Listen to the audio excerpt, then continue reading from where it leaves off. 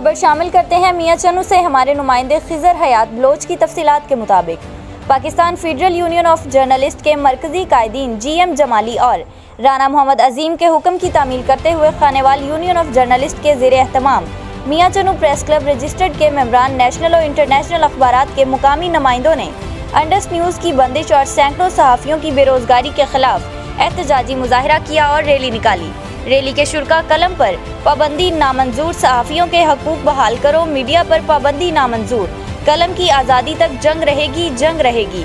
मरकजी कायदीन जिंदाबाद के नारे लगाते हुए प्रेस क्लब रोड से होते हुए गाजी चौक तक पहुंचे, जहां मुकामी कायदीन ने खिताब किया, जिनमें मरकजी assistant secretary Rao Qamar Zaman, senior नायब सदर Masood Ajmal Khan, joint secretary Mohammad Shahbaz Bazmi, chairman Mian Channu press club Liaquat Ali, Minhas, Asif Zaheer, Arshad Chaudhry, Nadeem Akhtar, Rao Fakhar Zaman, Raza Hussain, Jafri, advocate high court Majeed Bhandar ने खिताब किया।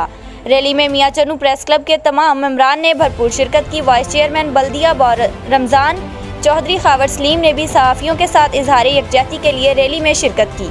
बाद में रैली के शुरा ने PFUJ की तरक्की, कायदीन की सलामती और मुल्क पाकिस्तान की सलामती के लिए दुआ की।